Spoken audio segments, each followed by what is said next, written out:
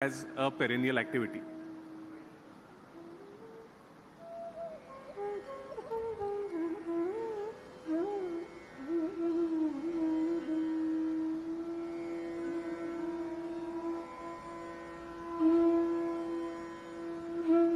After we have witnessed a sneak preview of this portal, we now move on to the segment of today's function that we have all been waiting for. May I now request Honorable Chief Justice, Dr. Justice Dhananjay Chandrachud, to address this august gathering.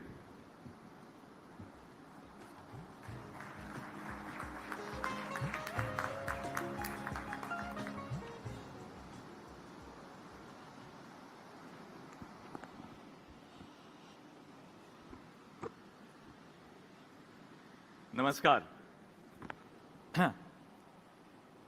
माझे सहकारी न्यायाधीश Shri Bhushan Gavai, Shri Abhay okay, Shri Dipankar दत्तो, श्री उज्ज्वल भुयान, श्री प्रसन्ना वराळे,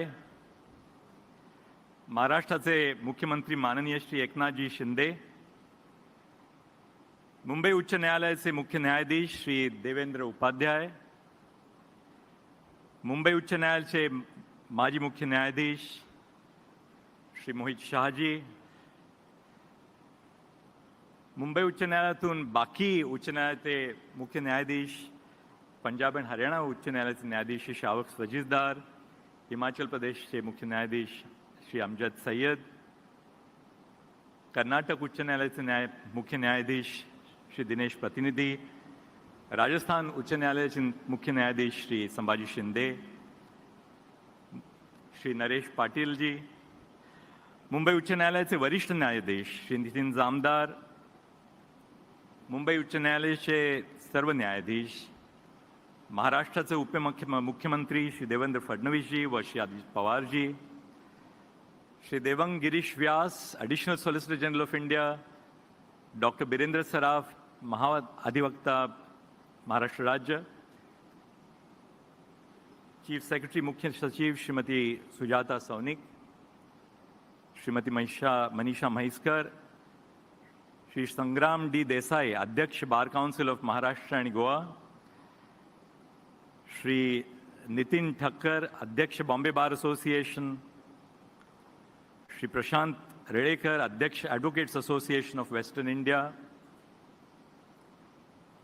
फरजाना बेहराम कामदिन, अध्यक्ष Bombay incorporated law society, Mumbai उच्च न्यायालयाचे registrar general Shri R N Joshi व रजिस्ट्रीचे इतर पदाधिकारी, सुप्रीम कोर्टाचे सेक्रेटरी जनरल श्री अतुल कुरेकर जी, महेश पाटणकर, श्री राकेश शर्मा, बंधू आणि भगिनींनो, मुंबई उच्च न्यायालयाच्या नवीन इमारतीचा पायाभरणी समारंभाच्या निमित्ताने मुंबई उच्च न्यायालय आणि महाराष्ट्र राज्य सरकार यांचे मी मनापासून अभिनंदन करतो.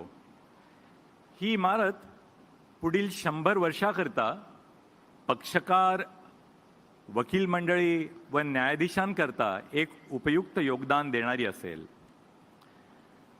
मुंबई उच्च न्यायालयाचे काम 14 ऑगस्ट 1862 रोजी अपोलो बंदर येथून सुरू झाले आणि साधारण 17 वर्षांनी ते नवीन म्हणजेच सध्या इमारतीत स्थलांतरित झाले. तेव्हापासून आजपर्यंत ही इमारत न्यायालयाचा कारभाराचा भार खंबीरपणे सांभाळत आहे.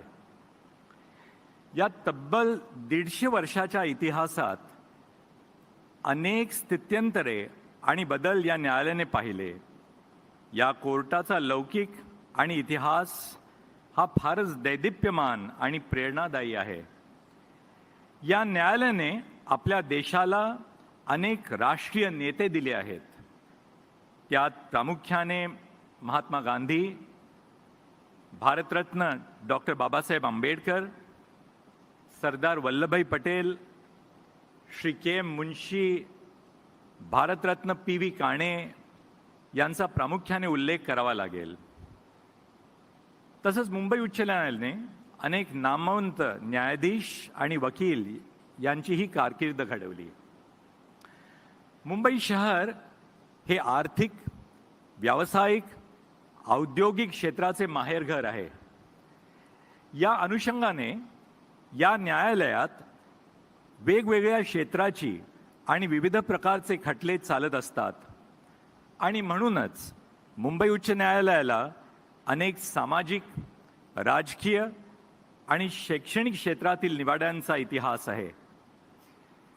नवीन इमारत उभारणीच्या निमित्ताने आपण दक्षिणेकडून उत्तरेकडे मार्गस्थ होत आहोत. मार्गस्थ होताना आपण पूर्णपणे दक्षिणेकडे आपली पाठ फिरवली जाईल असे होणार नाही याची दक्षता घेणे तितकेच महत्त्वाचे आहे. काल परत्वे न्यायालयाच्या कामाचा स्वरूप आणि आवाका हा प्रचंड वाढल्याने न्यायालयाची जागा आणि सुविधा यांची आवश्यकता वाढली आहे. नवीन आव्हाने, नवीन उद्दिष्टे आणि न्यायपालिकेच्या भविष्यात्मक दृष्टिकोन त्यातील बदल याचा विचार करता नवीन इमारत ही काळाची गरज आहे. नवीन संगणकीय बदल, digitisation, paperless courts, e filing, न्यायदानाची बदललेली संकल्पना म्हणजे न्याय आपल्या दारी, या सगळ्या बाबींचा विचार करता नवीन इमारत मोठी आणि अद्ययावत बांधणीची असणे हे सगळ्यांसाठी सोयीचे होणार आहे. त्यामुळेच 23 सप्टेंबर 2024 म्हणजे आजचा दिवस हा मुंबई उच्च न्यायालयाच्या कारकिर्दीचा अत्यंत महत्त्वाचा आणि ऐतिहासिक दिवस ठरणार आहे.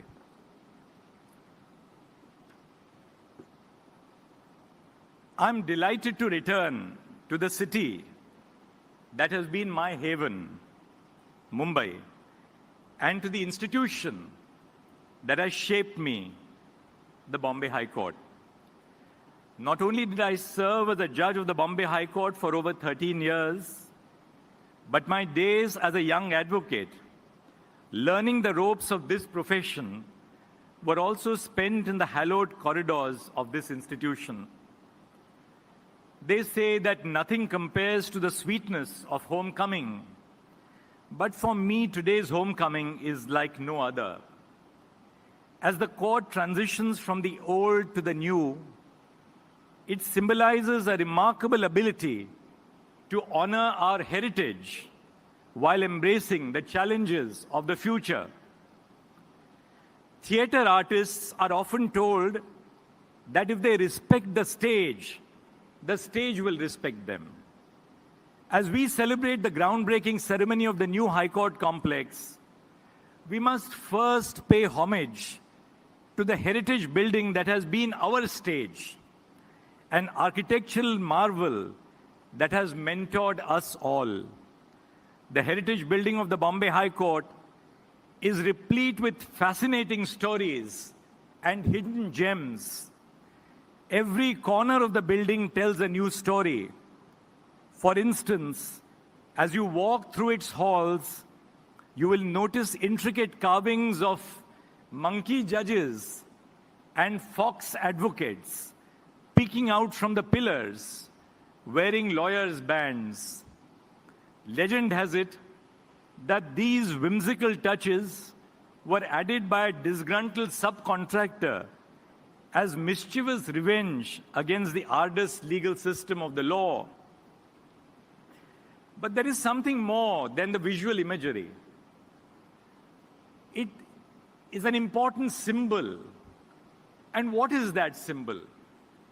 The symbol is that in the hands of wise women and wise men, the law can be an instrument of compassion and justice. But wielded arbitrarily, the law in the same hands can become an instrument of the arbitrary exercise of power and oppression. It is the same law which in colonial times was an instrument of oppression that the post-independence generation of judges and lawyers have wielded in the pursuit of justice to common citizens. The role played by the Bombay High Court in nation building and the evolution of a legal culture that has been emulated across the country cannot be understated. Even during the colonial rule, the High Court bore the unique distinction of being an institution which remained independent of the colonial executive and espoused values of integrity that continue to guide us over 7 decades after independence. Though the formal transfer of power occurred in 1947, when India became independent, a silent transfer of power had been taking place at the bar and bench of the Bombay High Court over several decades. In many ways, the litigants, pleaders, solicitors, and advocates of the court drove the process of its Indianization, such that on the eve of independence, the court was essentially an Indian court and had in fact been one for decades. The corridors and courtrooms of the heritage building of the High Court have witnessed not only the advocacy, but also every day water cooler conversations, or for people like me, the older generation, conversations over Bhatt's cup of tea, conversations of several generations of legal stalwarts, both members of the bar and the bench. To name a few of the distinguished judges and lawyers would run the risk of missing so many. Today, as we celebrate the proposed new complex, let us take a moment to applaud the authorities and heritage conservation agencies who have worked tirelessly to preserve and maintain the iconic Bombay High Court building. That this 150-year-old beauty still buzzes with activity, hosting one of the country's busiest courts, is no small feat.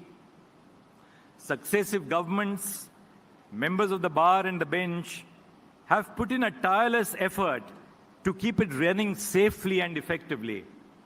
However, we cannot deny the inevitable. Our cherished old friend is slowly yielding to time. The writing is on the wall, and it is time for a fitting new home for the Bombay High Court. To the romantics and nostalgists, rest assured that the heritage building is not going anywhere. It is always going to be here for us to visit for inspiration and solace.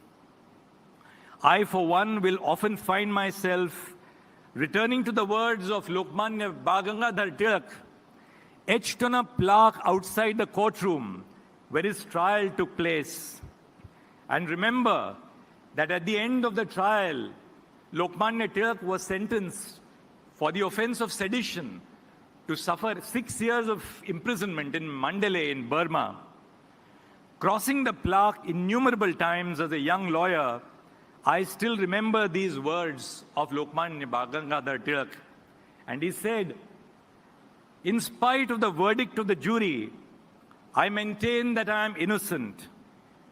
There are higher powers that rule the destiny of men and nations, and it may be the will of Providence that the cause which I represent may prosper more by my suffering than by my remaining free."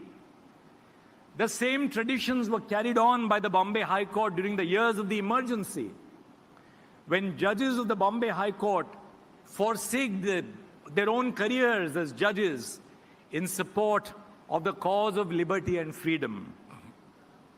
The proposed new High Court complex is a testament to the transformative power of collaboration between the government, the bar, and the bench. The government made active efforts to identify and allot land for a new High Court complex. However, it faced certain roadblocks.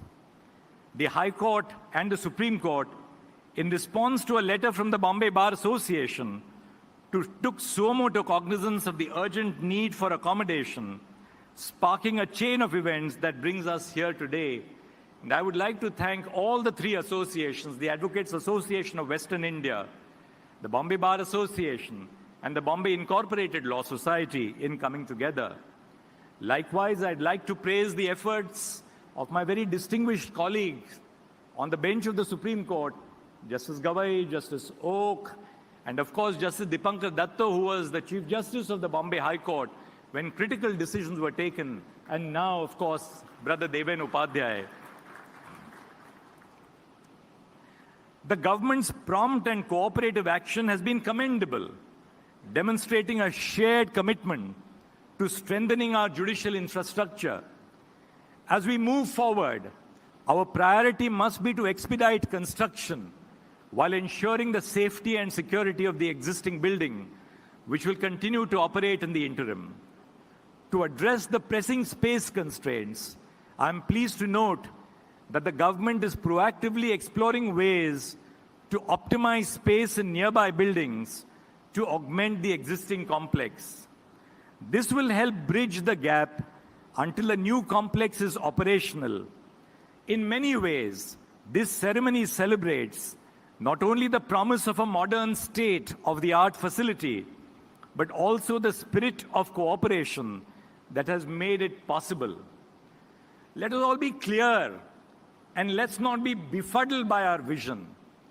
On the judicial side, the judges across the high courts and in the Supreme Court exercise their functions with the fiercest sense of independence. But when it comes to administrative infrastructure, budgeting, we stand together with the government. We stand together because our mission is one and the same. These projects are not private projects for the judges or for the lawyer. These are projects which are created for our citizens. Therefore, let there be no doubt at all, and I have no doubt in my mind, that this sense of collaboration between the state and the judiciary is in the interest of providing modern infrastructure for our citizens. And that sense of collaboration is in the tradition which our courts have wielded over the last 75 years and reflects the strength and maturity of our nation. As we move to a new physical space, undoubtedly our focus must be on modern architecture and innovative facilities. But we must also be cognizant of the fact that the architecture and infrastructure of our court complexes have a direct link with access to justice. When we speak of enhancing accessibility of infrastructure, there are two forms that this takes. The first aspect involves rectifying existing inaccessible systems, often by retrofitting existing infrastructure and buildings. The other form, which assumes even more importance, is ensuring that the new architecture we construct is adequately accessible from the get-go. Several court complexes in our country have been able to retrofit existing constructions to increase access for persons with disabilities by installing facilities such as ramps and tactile strips. But the construction of a new complex for the High Court serves as a unique opportunity to ensure that accessible infrastructure is built into the design of the new complex itself and is not an afterthought. We must ensure that the new infrastructure we create is based on universal design principles, which entails thinking about the design of architecture in a way that enables accessibility for all people to the greatest extent possible. A court complex following the principles of universal design would be accessible not just to people with disabilities, but also to children and to the elderly. I'm hopeful that the planning process will prioritize stakeholder engagement, accessibility audits, and expert consultation to create a truly inclusive space. Let us focus on two critical stakeholders. The judiciary is witnessing a demographic shift. More and more women lawyers are entering the Indian judiciary, both as judges and as lawyers. States like Maharashtra, Kerala, Tamil Nadu, Rajasthan and Uttar Pradesh are seeing more than 50% of the new entrants into the judiciary in the form of women. Likewise, more and more women lawyers are entering into the legal profession. They have special needs which have to be looked after by creating safe and inclusive spaces of work for women. Women do not expect concessions. They expect equal opportunity. And the physical infrastructure which we create will define the sort of society we will create for women in the next 50 or 100 years. As we invest in modernizing our physical courtroom infrastructure through architecture and construction, it is equally crucial for us as judges and administrative members to also prioritize advancements in our digital infrastructure. I'm delighted that we have inaugurated today the E-Seva Kendras and the Bombay Digital Law Reports. Let us all understand what the mission is all about. The E-Committee of the Supreme Court is ensuring that we translate our judgments into every language which is recognized by the Constitution. Nearly 2,000 judgments of the Supreme Court, as Justice Oak informed me, have been now translated into Marathi. 37,000 judgments of the Supreme Court since independence have already been translated into English, into Hindi, using machine learning and artificial intelligence. And this movement is now taking place all over the country. The idea is that the work which we do as judges must be taken to the doorstep for those who we are intended to serve.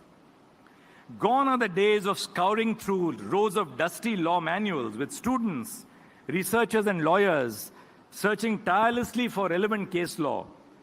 The use of virtual platforms, such as the Bombay Digital Law Reports, will revolutionize legal research. Such facilities must remain free, ensuring equal access for all members of the legal fraternity. There are young lawyers who cannot afford the cost of private law reports. We must provide these facilities to them so that they can access these facilities even though they do not have the resources to pay for them. Ensuring that access to our judgments and orders is free not only benefits members of the fraternity, but also brings our institutions closer to ordinary citizens. Judgments of our courts are no longer the preserve of those with legal training and are now easily accessible to a broader audience, litigants, members of the government, journalists, and members of civil society. As the judgments of our constitutional courts enter the discourse of common citizens, the values embedded in our Constitution will also be injected into their daily lives. In this way, initiatives like the Bombay Digital Law Reports serve a larger purpose. By making judgments readily accessible, they facilitate a deeper understanding of our constitutional values among citizens. After all, the Constitution has within it the ability to produce a social catharsis. By bringing the Constitution closer to the people, we edge closer to realizing this potential for social transformation, paving the way for a more just, aware, and vibrant society. I will conclude my address with an ode inspired by the song Koi Kahe, Kehta Rahe from the iconic film Dil Chahta Hai. Maybe I've been inspired because the Bombay High Court now moves a little closer to Bollywood, at least spatially. The lyrics of the song, Hum Hain Naye, Andaz Kyun Ho Purana, resonates deeply as we embark on this new chapter. I'm hopeful, or rather certain, that as we move towards the High Court with a Naya Andaz, we will build on the values, the ideals, and the rich legacy of our foreparents of the court while embracing innovation and progress. I thank the learned Chief Justice, the Government of Maharashtra, and everyone associated with this function, particularly the committee which has looked after every little detail of this event with such precision. I thank you from the bottom of my heart, and I'll cherish this opportunity to speak at this function for the rest of my days. Namaskar. Thank you very much.